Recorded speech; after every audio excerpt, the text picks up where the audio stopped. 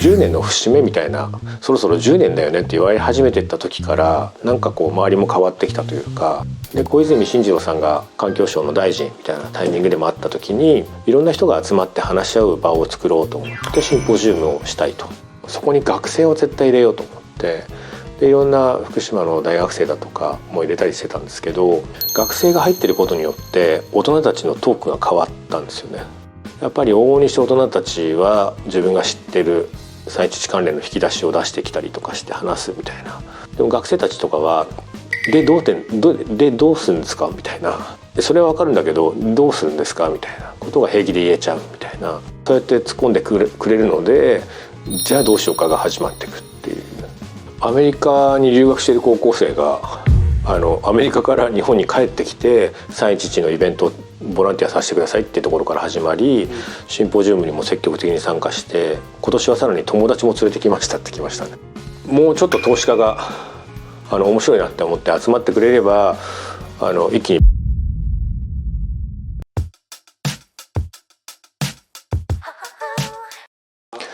やっぱり常に、特に原発事故直後福島に通うのを全部一人で荷物運んで炊き出しだとか物資提供してたんですけど、そのなんか悔しい気持ちっていうか、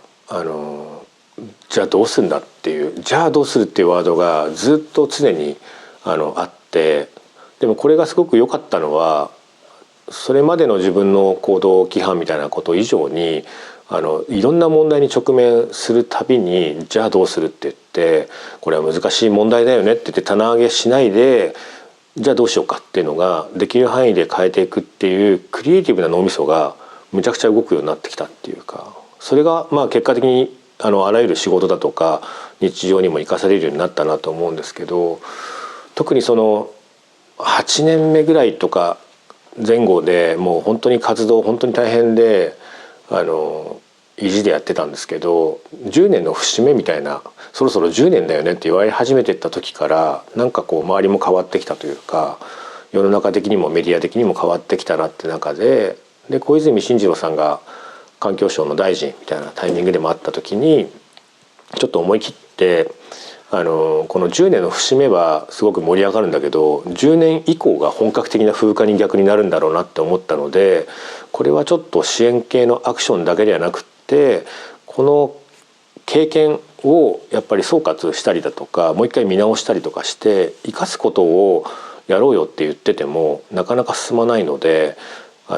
実作業な物資提供だとかいろんな復興住宅でのサービスをしますではなくって、いろんな人が集まって話し合う場を作ろうと思ってシンポジウムをしたいと。で環境省とも連携してやろうっていうことで10年の節目からスタートしたんですけど、1年に1回だけやってしまってもなかなか進まないので、春以降も自分たちの団体の方で7回8回福島の浜中会津って 3ブロックの中でもやるし、東京でもとか、熊本だとか新潟とか震災があった場所でもやろうっていうことで毎年やるようになったんですけど、1年目は集まることの大切さっていうことでまずいろんな人を集めようっていう、2年目はやっぱり話し合うことの大切さっていうことで、3年目は実行っていう、で4年目はもっと拡散ってなったんですけど、やっぱり集めていく中で大事にしたいところは省庁行政企業代表者とか社会貢献系の部長さんとかいろんな人を集めたんですけど、そこに学生を絶対入れようと思って、でいろんな福島の大学生だとかも入れたりしてたんですけど、学生が入ってることによって大人たちのトークが変わったんですよね。当初テーブルに分けてみんなで話し合いましょうっていうことをしてたんですけど、やっぱり大人たちは自分の知見をちょっと誇らしげに話す風潮があるというか、やっぱり偉い人、本当の偉い人はやっぱり違うなってことも分かってきたっていうか、そういうこともすごくスマートにそういう場でも立ち振る舞える人だなっていう人が数名いたんですけど、やっぱり往々にして大人たちは自分が知ってる3.11関連の引き出しを出してきたりとかして話すみたいな。でも学生たちとかはどうするんですかみたいな、それは分かるんだけどどうするんですかみたいなことが平気で言えちゃうみたいな。やっぱり大人たちって結局情報はたくさん持ってたりとか何かしらはあるんですけど、その問題をじゃあ解決はっていうところがいや自分にはどうでもできないねみたいな感じになっちゃってるってことが露呈するみたいな。で学生がそうやって突っ込んでくれるのでじゃあどうしようかが始まっていくっていうことがすごく可能性あるなと思って。でそういう役目で学生がいてくれてありがたいって思ってたんですけど、ますます優秀な学生たちだと自分たちでも社会活動を積極的にやってる子たちが多いのでもっと突っ込んだ私たちこう思ってこんなアクションしてるんですっていう具体例も出してくるし、その先によかったら一緒にジョインしませんかみたいな提案までもできてるっていう。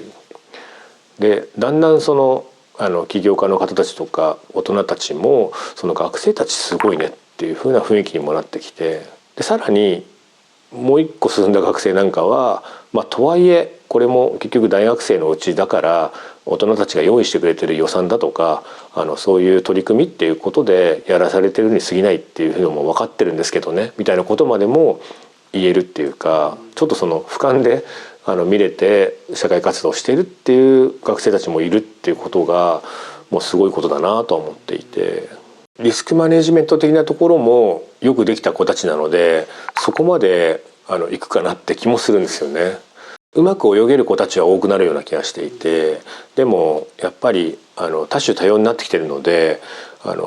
優秀だねっていう子は多くてもじゃあ本当に変えられるかっていうとちょっとやっぱ上の世代のこのがんじがらめ感が強烈すぎるんじゃないかなっていうことも肌感としては感じてるので、だからこそ自分自身も作ってる側の世代ではあるんですけど、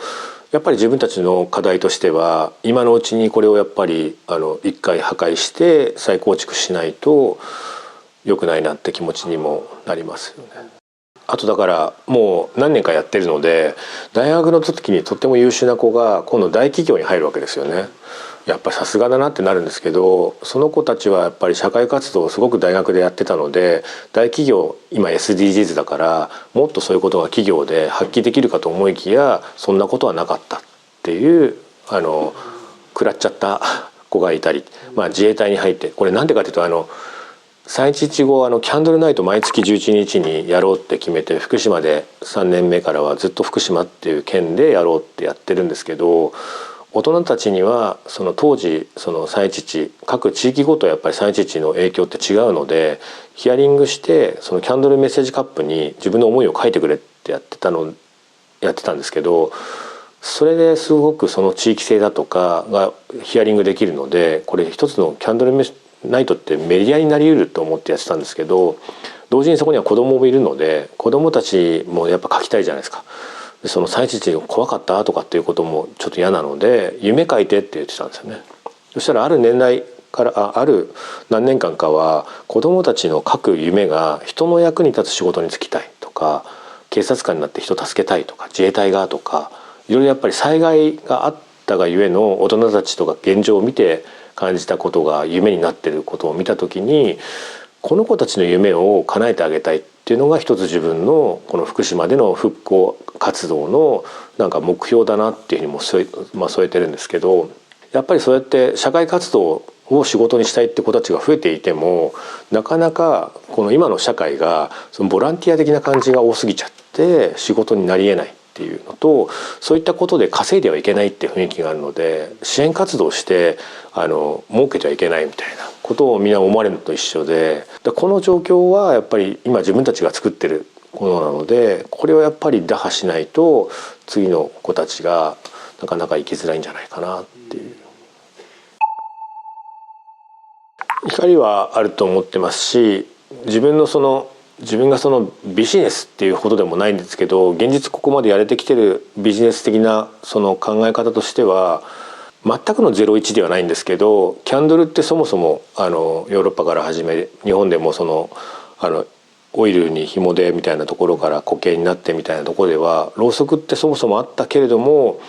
それをその大型なものを作ってその空間の演出にするみたいなことは多分01的なポジションではないかっていうのと、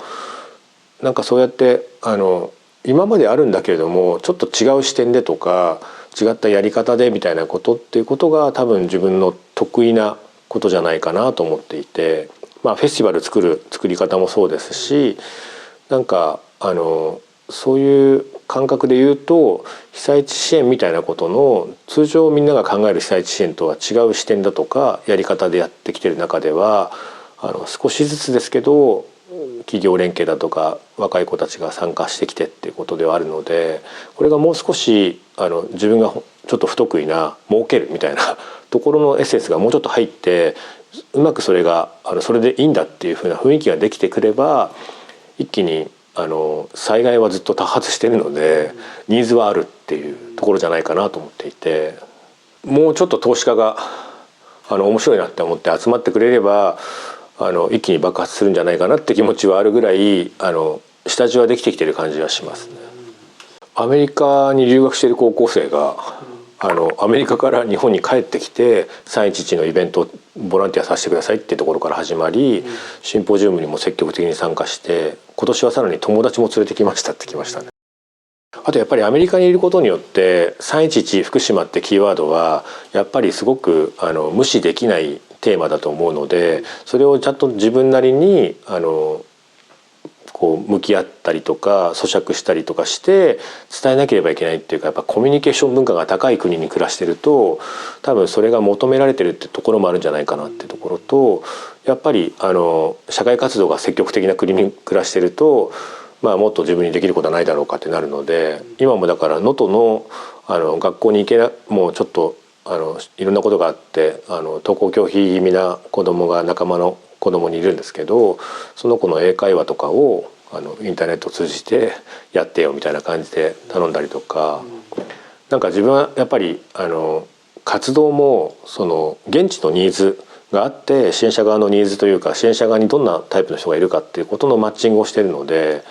何の活動してますっていうとシンプルに言えないんですけど、マッチングメーカーみたいな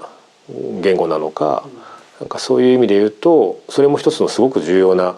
最も無駄がない支援っていうか、彼はアメリカに暮らしていて英語が得意で能登にも関心があって、で能登の子供はやっぱり英語が喋れるようになりたいっていうことはもう完全なマッチングなので、やっぱり原点があんまりイベント好きじゃない、たくさん人がいるところ好きじゃないんですけど、でもその空間を作ることは好きでサービス業だっていうふうに時折言ってしまうんですけど、やっぱりどういろんな人が来てどう感じるかっていうところが試されるので、さまざまな仕掛けは作りたいって思うし、広島長崎で8月の時にみんな黒い格好して集まり続けて一体何十年やるのっていうのが自分からすると嫌なんですよね。自分の仕事はいつか戦争とかテロを自分が終わりにするっていうふうなことが自分の仕事ですっていうふうに決めていて、今一見すると遠いかもしれないんですけど、でもやっぱり課題は何かって言ったら、誰か強烈なもうリーダーがこうしようぜっていう時代は終わっていて、もう自分の中にもそういうヒーローみたいなのいますし、みんなもいるんじゃないかなって思うと、あの人だからできたんだよじゃなくて、その人のファンでありたいためにはその人の言ってることの行動規範を自分の行動規範に少なからず落とすことができた方が、その人からいい影響をもらったことに対してその人に対してありがとうを返すっていうことが循環じゃないかなって思うと、もうその戦争とかテロを終わらせるためにはやっぱりまず核兵器なくそうとか戦争をなくそうっていう目標にして、なくなったよって言って広島長崎でろうそくを灯すのが追悼の灯火だって思ってるんですよね。だって成仏できないじゃないですかって、未だに核兵器あったり戦争してるよってなった時に、私たちのこの悲しい経験は何だったのっていうことに対して年に1回だけ政治家とかみんな黒い格好して痛かったでしょ辛かったでしょっていうことの方がすごく失礼なことだと思ってて、1年に1回じゃなくてやっぱり常にそういうマインドでどうしたら戦争テロが終わるだろうかとか核兵器なくせるだろうかって考えたら、今のこの活動から福島でどんどんそれが高まっていって、福島のおかげで世界が変わったよありがとうを福島に返したいんですよね。やっぱ原発じゃないよって、もっとソーラーシェアリングだとか省電力で地域で作って地域で使う方がいいよねとかっていうことをとか、福島の安全基準によって世界の構造が変わったよってなっていければ、福島のおかげで変わったよってなってくれれば、散々福島の人たち頭下げてありがとうございますって言ってきてる人たちなので、循環ができてないと思ってて、悲しいことが起こった場所に喜びとか感謝が帰ることで循環が成立するなって思うと、ニューヨークもそうですけど、悲しいことが起こった場所とか原爆がとか原発事故があってすごいぽっかり穴が開いてるんですよね。でそこを渦巻いてて、憎しみ悲しみが、そこに対してたくさんの愛とか喜びとか感謝とかがたくさん募っていって埋めていく作業が自分がやってることだと思っていて、そこには自分一人ではできないし、だから311に今いろんな省庁の人もいれば行政の人もいれば起業家もいれば思いある人たちが思い思いの格好で、黒い格好とかじゃなくて集まって311に福島にいるんだっていうことがステータスになっていくってことができれば、いずれそうやって変わっていくだろうし、その先に福之島日本っていう日本の日本って福之島日本っていう風な表現ができたらいいなっていうふうにも思ってるんですよね。優秀ですね、その高校生大学生って。その環境省とやってる方のチャレンジアワードとかの受賞した方たち、以前受賞した方たちの意見交換会みたいなこともしてるんですけど、みんな本当に優秀なんですよね。でもだからこそこんだけ優秀なのに、優秀な子たちが社会に出た途端にあれってなってしまうのって、各業界があるなって感じがしていて、各業界がうちに入ったらこういうものみたいな、新聞記者の取材を受けてもいまだに新聞記者さんノートを半分に折ってこっちにタイトルがとかって言って、もう何書いてるか分かんないぐらいな感じで手書きでメモを取っていくんですよね。でこの新聞のこの業界のスタイルも分からんではないけど、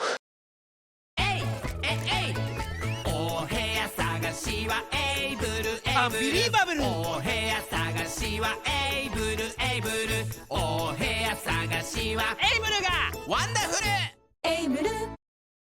でこの新聞のこの業界のスタイルも分からんではないけど、今パッドとか録音するものもあるし文字起こしもできるんじゃないのって思うんですけど、なんかこの業界ごとのいろんなものがダメにしてるような気がしてて、特にそれがシンポジウム各地でやってますけど、シンポジウムはそうありたいっていうのと、311のシンポジウムがまさにそこだと思っていて、やっぱり各業界の中でも分かっちゃいるんだけど、なかなか自分一人ではこの業界変えることができないって思ってても、311のこの場所においでよっていう、いろんな業界の人たちが集まれば、お宅の業界こんなことあるんだ、うちもこんなことあってって話ができれば、ちょっと愚痴の言い合いじゃないですけど言えることでちょっとシェアできるし、それができていった先に、いやでもここに来たことによってこの業界の人と仲良くなれたから新たな仕事が取れたなってなっていけれると、311の場所に集う人たちの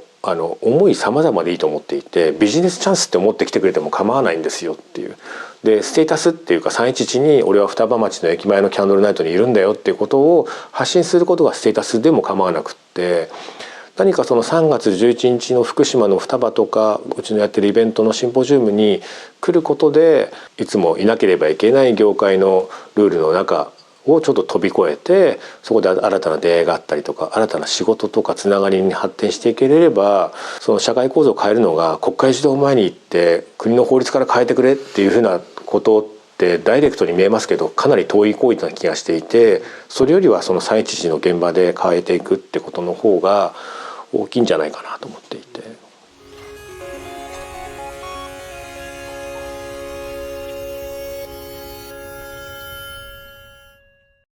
エイブルに来る人っていい顔してるよな。新生活を始める人だからね。俺たちもいい顔で出迎えなきゃな。ああ、はい。